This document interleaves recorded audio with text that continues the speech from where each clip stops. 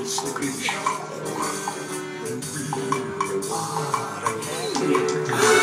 You're as cuddly as a cactus, and as charming as an eel, Mr. Grinch. You're a bad banana with a greasy black peel.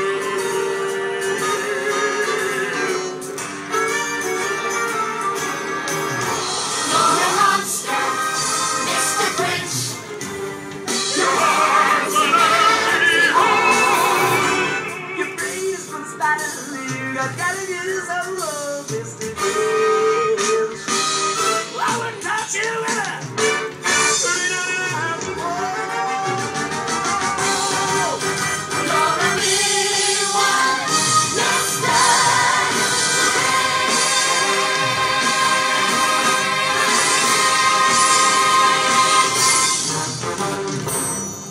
anymore.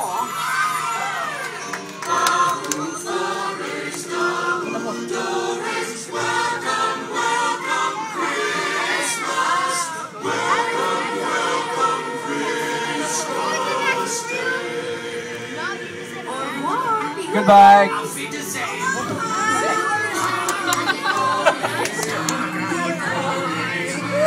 Now it's a whole lot of fun there in Whoville, but they still have to put up with some pretty crazy neighbors here on the back lot.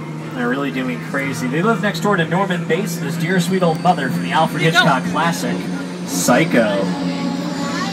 Here we are at the Bates Motel and the Psycho House, one of the most famous Hollywood sets of all time. Now, if you have to stay at the Bates Motel, you got plenty of room. 12 cabins, 12 vacancies. Just don't take a shower if you stay there. Trust me on this. You'll thank me when you're still alive in the morning.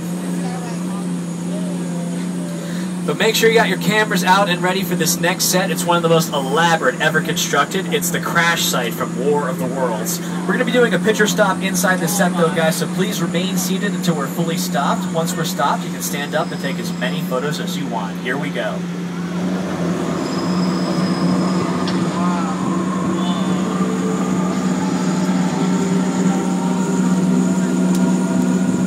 Now, I know what some of you might be asking yourselves right now. The answer is yes. That is an actual 747 that was bought and destroyed to create this impressive set from War of the Worlds. The airplane crash site set is a perfect example of a set that is all designed around the vision that Stephen had. Forget to sit down and talk about War of the Worlds. I thought, what if the 747 goes down right in a big neighborhood? Because it's just something you don't see. You're doing good. You're doing good. Keep your eyes on me. Listen, I want you to close your eyes, okay?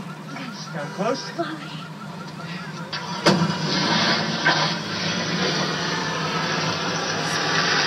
Robbie, get in. Get in. Alright guys, we're going to be taking off like the Farrier family in this clip, so please take your seats. We're going to be moving on with the tour.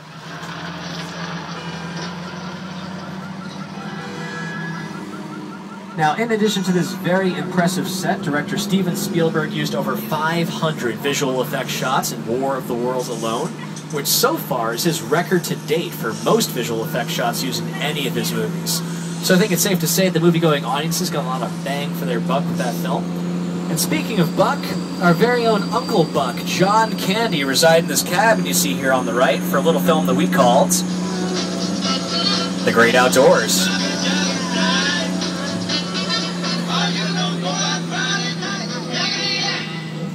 This cabin was also seen in Shooter starring Mark Wahlberg and Deja Vu starring Denzel Washington. But the real star attraction of this area that we call Falls Lake is that big blue screen in the backyard. That is the world's largest freestanding backdrop, which can fill in for a number of different environments. Like the rest of the Atlantic Ocean in Jaws the Revenge, you just paint some clouds right on there. Back there we also filmed scenes for Jurassic Park 3, The Hulk, the splashdown scene for Apollo 13, Frankenstein's escape in Van Helsing. We taught Jim Carrey to walk on water back there for Bruce Almighty. George Clooney survived a flood of his own in Oh Brother, Where Art Thou? And the backdrop was most recently used for the NBC reality game show The Biggest Loser for their 6th season, and also National Treasure Book of Secrets starring Nicolas Cage. Now the backdrop is primarily used to fill in for CGI, or computer-generated imagery. As long as you're filming in front of a blue or a green colored screen, later on in post-production, our computer graphics department can fill it in with whatever they can come up with on a computer. And those guys can come up with some pretty impressive effects these days. I give all the credit in the world to visual effects artists. My hats are off to those guys. Definitely. They do great, great work, and it pays off every time I go to the movies. Now, a movie to use a whole lot of CGI technology was the 1999 reimagining of the Universal monster movie classic, The Mummy, from director Stephen Sommers. We're about to take you past one of the sets that was originally constructed for this movie. I say originally constructed because we never actually got around to filming using this set. It's kind of unfortunate. You're going to see it's a really, really nice looking set, but crew members refused to work on it. They said it was haunted or cursed. I don't know what they're talking about. I kept telling the guys it's just a movie. I know it looks creepy and everything, but come on, I don't know. I really look. This set is amazing. A nice attention to detail on these stone columns right here. All the hieroglyphics right there on the wall. The statue of Anubis looks absolutely amazing. I think they should have used it in the movie, but if you don't have your crew, you don't have your scene. That's just the way it goes here in Hollywood. Now, there's only technically one thing we have to worry about when we go through this set. We do have a bit of a bug problem. We're trying to work on it. We have some scarab beetles crawling all over this set. Yep, you'll see them as you make your way in. Those bugs are bad news. Those bugs actually eat human flesh. So we're kind of operating under the assumption that if we leave them alone, they should leave us alone. We should be able to get through this tube, no problem, guys. Don't worry.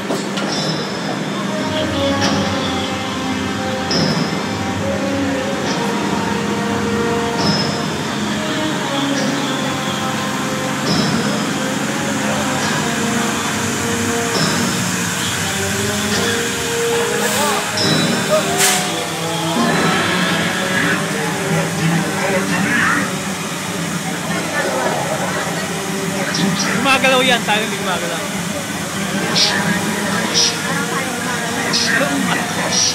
Hey Steve, do you understand Egyptian?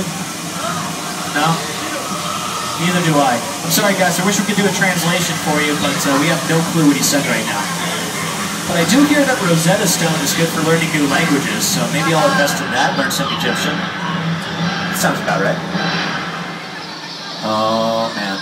I don't like that sound. The scarab beetles are heading towards the tram right now. Wait, Whoopi? Where's Whoopi at? Oh, there you are. Are you okay? Oh. You got a little something on you there, Whoopi. You might want to brush that off. Not good.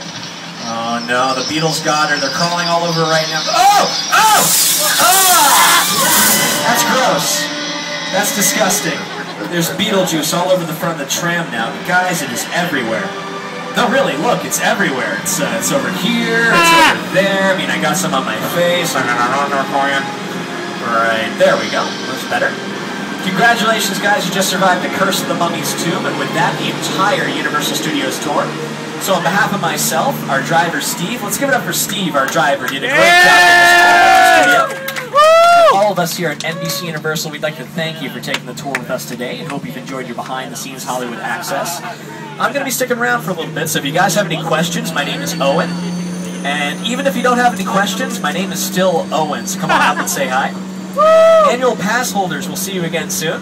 Now, if you're not an annual pass member, find out how you can become one by visiting our Hollywood Ticket outlet, where you can upgrade today's ticket into an annual pass and come back all year long. It's a really great deal, so be sure to check it out.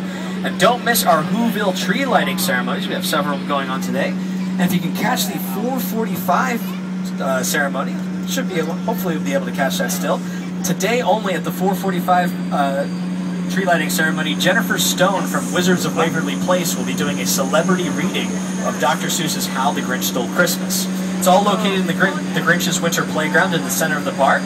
On behalf of all of us here at Universal Studios Hollywood, we hope you have a happy hula day here at the entertainment capital of LA. You guys have been a terrific audience. It's been my pleasure giving you guys the tour here today. But that's just